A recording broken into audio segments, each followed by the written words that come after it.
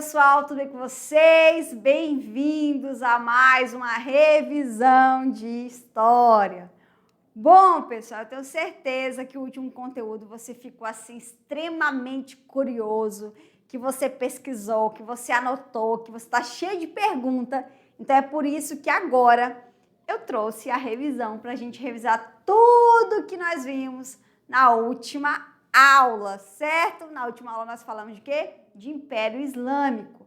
Nós aprendemos o que é o islamismo, que quem pratica o Islã é chamado de muçulmano, que nem todo árabe que nasce na Península Arábica, ele vai ser muçulmano, que lá também há pessoas que têm a religião que é o cristianismo. Sim, pessoal, lá na Arábia tem pessoas que são cristãs, certo? É curioso, mas existe. Pois bem, e nós falamos também do criador, né, da religião, que é o Maomé, que vai criar o Islã a partir do contato com outras culturas, a partir do conhecimento também do cristianismo, que também vai chegar lá no meio do deserto. Pois bem, então a aula acaba de começar, vamos lá. Pegue seu material, caneta, papel e anotem, pessoal. Vamos lá continuar a nossa aula, que hoje é sobre o Império Islâmico na Idade Média. Bom, a Península Arábica e a formação do Islã. Islã é o que mesmo? Ah, é uma religião? Ah, então beleza, é uma religião. A civilização islâmica teve origens na Península Arábica, entre a Ásia e a África. Olha que Meca, galera. Hoje, Arábia Saudita. No século VII, porém, esses povos uniram-se em torno de uma religião fundada por Maomé, o islamismo, e que iria conquistar mais fiéis ou através do bem, que é o quê? Ah, eu vou ouvir o que Maomé tem para falar para mim e vou me converter. Ou pela jihad, que é a guerra santa, que se você não for por bem, você vai por mal. Por mal é o quê? Te obrigar. Guerra santa. Por que é santa? Porque é em nome de Alá. Bom, aqui em Meca está o que nós chamamos de Caaba, que é aquela pedra negra, que é um pedaço de meteorito onde os muçulmanos eles acreditam que foi trazida do céu pelo anjo Gabriel. Lembra o anjo Gabriel? Aquele que fez o chamado para Maomé, falando que ele é o profeta escolhido por Alá para espalhar toda a sua palavra e os seus ensinamentos. Pois bem, os princípios do Islã. O Maomé, ele foi fundador do Islã, que é uma religião monoteísta, ou seja, adora só um Deus. A religião também é chamada de muçulmana ou maometana. O Islã ele prega a submissão total do homem à vontade de Deus, o Deus único, criador de todo o universo. E o que foi a Hégira? É aquela parte que o Maomé ele começa a falar de Alá para as pessoas que eram politeístas, para as pessoas que adoravam vários deuses, e ele teve que fugir, porque senão ele ia ser morto. Então no caso, a Hégira, que é a saída, que é a fuga do Maomé em 622. Lembrando que quem pratica o Islã, galera, tem que ter aqueles 5 ensinamentos. Ele tem que orar 5 vezes ao dia, voltado para Meca, lembra? Ele tem que ir pelo menos uma vez na vida lá na Caaba, visitar a Caaba. Ele tem que orar 5 vezes ao dia. Ele também tem que fazer o jejum no Ramadã, que é aquele mês sagrado que os muçulmanos consideram, porque foi no mês 9º, que o Maomé ele recebe a visita de Gabriel, dando para ele o título de profeta e que ele seria responsável por espalhar a fé de Alá para todo o mundo. Além disso, também, quem é muçulmano tem que praticar caridade, tem que dar esmolas para os mais pobres. E também não pode comer porco, também não pode beber bebida alcoólica. Então tem todo um rito, tem toda uma regra para você se tornar muçulmano, você praticar o Islã.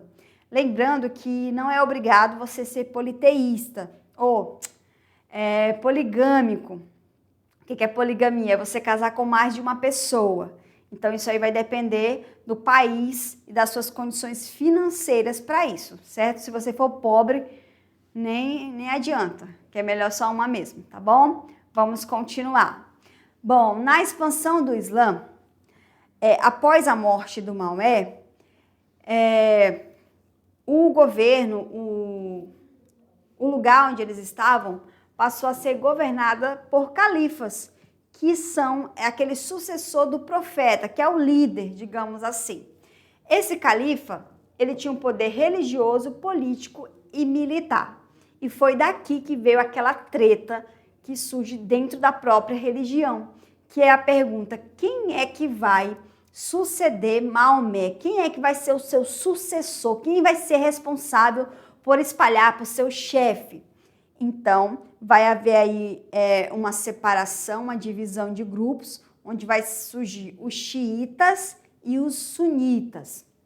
Então, aqui no mapa nós temos as fases de expansão do Império Islâmico. Lembrando que ele consegue ocupar a Ásia, o Egito, a África. Eles também conseguem chegar na Europa durante essas fases de expansão, de dominação. Então, na primeira fase, eles vão conquistar a Pérsia, a Síria, a Palestina e o Egito. Na segunda, nós temos a dinastia dos califas omíadas, que conquistaram a China, a África e a Península Ibérica.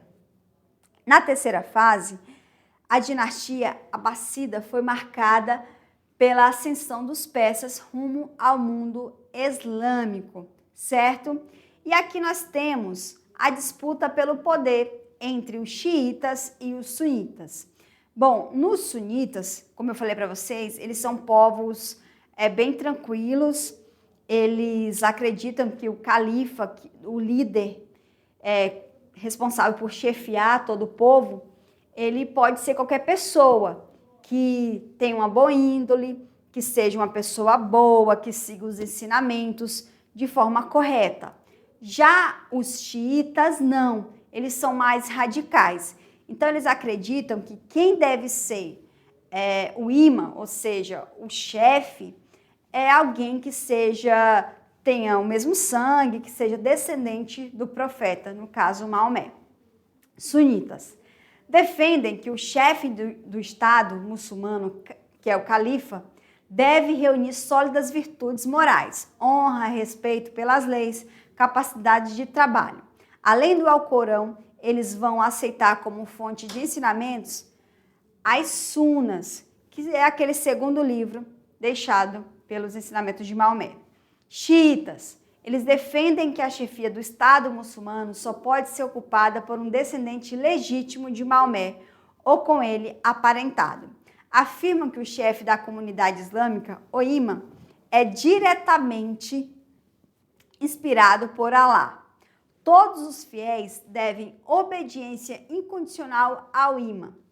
Aceitam somente o Alcorão como fonte de ensinamento. Pois bem, galera, feita a revisão, eu sei que você relembrou absolutamente tudo. Agora eu quero saber que chegou aquela hora das atividades. Eu quero saber se você está craque, se você vai acertar todas as questões de primeira, certo? Então vamos lá para a nossa revisão, para o nosso exercício.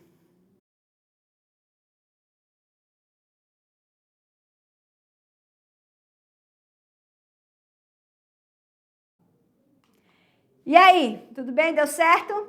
Vamos ver agora, certo? Na tela, por favor.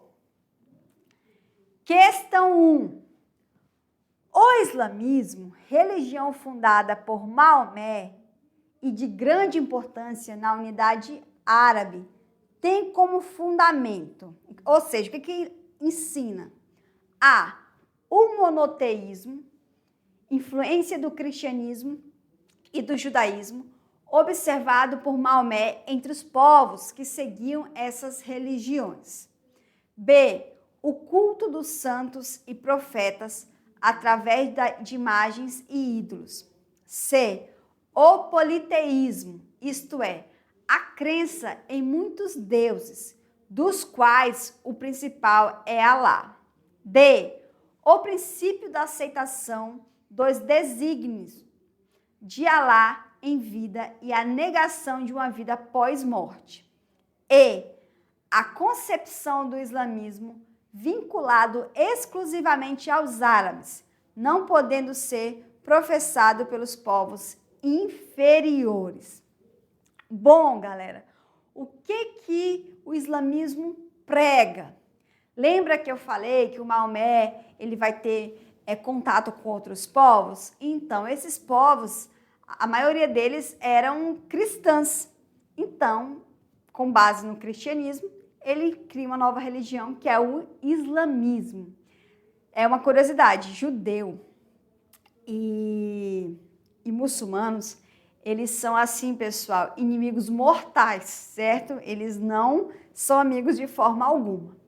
Então, eu tenho certeza que você acertou, porque eu tenho certeza que você marcou a letra A. O monoteísmo, influência do cristianismo e do judaísmo, observado por Maomé entre os povos que seguiam essas religiões. Pois bem, número 2. A Hégira, um dos eventos mais importantes do islamismo e que marca o início do calendário islâmico, corresponde a entrada triunfal de Maomé em Meca em 630, B. Ao casamento de Maomé com uma rica viúva dona de camelos, C. A fuga de Maomé e seus seguidores de Meca para Medina, D. A revelação de Maomé que lhe foi transmitida pelo arcanjo Gabriel, e E. Ao grande incêndio da Caaba em Meca em 1615. Então, pessoal, o que foi a Hégira? Lembra que eu falei que a galerinha lá antes do Maomé era toda politeísta, adoravam vários deuses?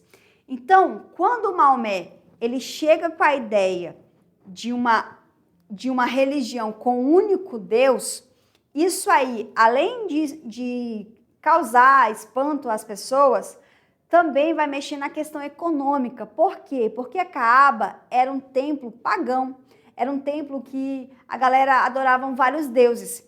Então, quando eu proíbo essa religião, eu estou proibindo as pessoas que são politeístas de visitar. Então, se não tem gente, não tem fluxo de pessoas visitando, eu não tenho dinheiro, eu não tenho mercadoria.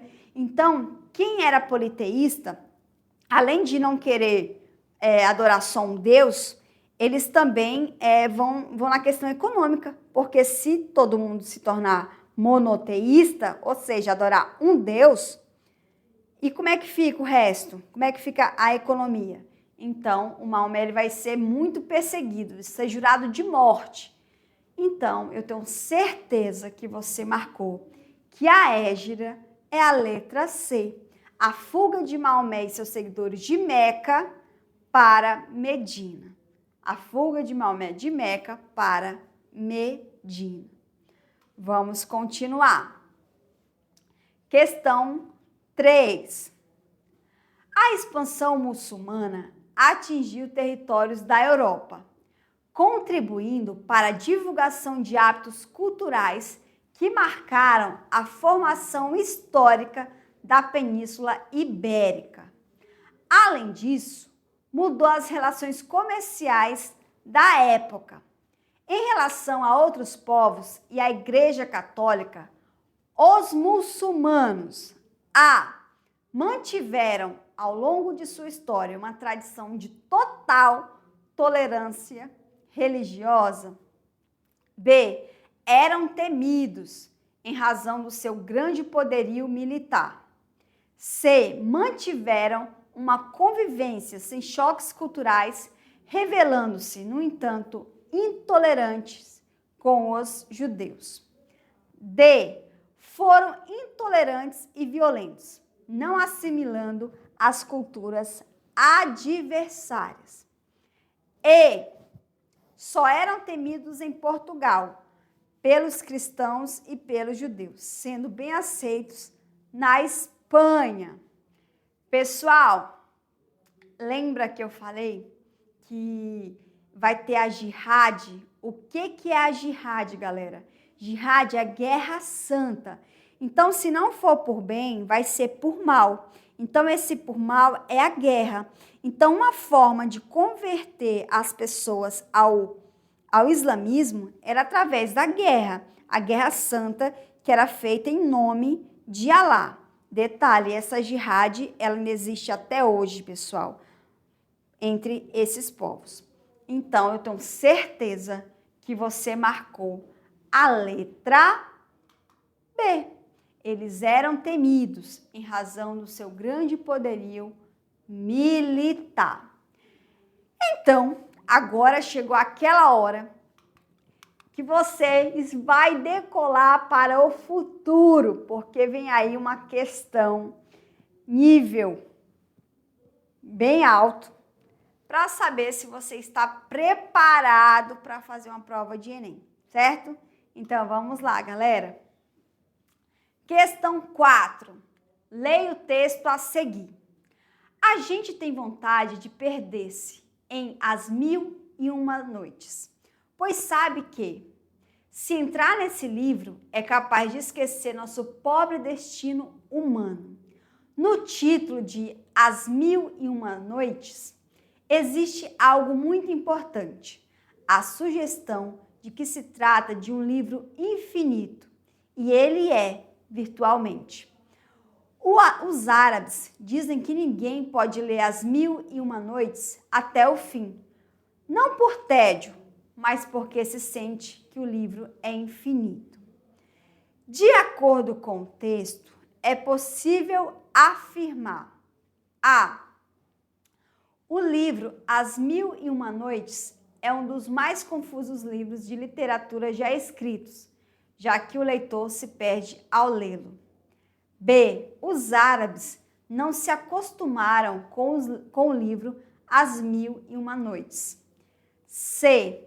A riqueza do livro As Mil e Uma Noites está no fato de ele ser infinito, no sentido de oferecer leituras ilimitadas sobre os temas de que trata. D. Os árabes julgam que As Mil e Uma Noites é uma obra de boa qualidade. E o autor Jorge Luiz Borges abomina As Mil e Uma Noites. Como eu falei, é uma pergunta com um nível um pouquinho mais alto, mas como eu sei que você pesquisou, que você foi destrinchar as histórias, eu tenho certeza que você marcou a letra C. A riqueza do livro As Mil e Uma Noites está no fato de ele ser infinito, no sentido de oferecer leituras ilimitadas sobre os temas de que se trata. Bom, galera, eu sei que você está muito triste porque a aula acabou, mas não fique assim, em breve terá muitas outras. A aula de hoje se encerra por aqui, espero que você tenha gostado, espero que você tenha aprendido. E é isso, até a próxima aula. Um grande beijo e tchau!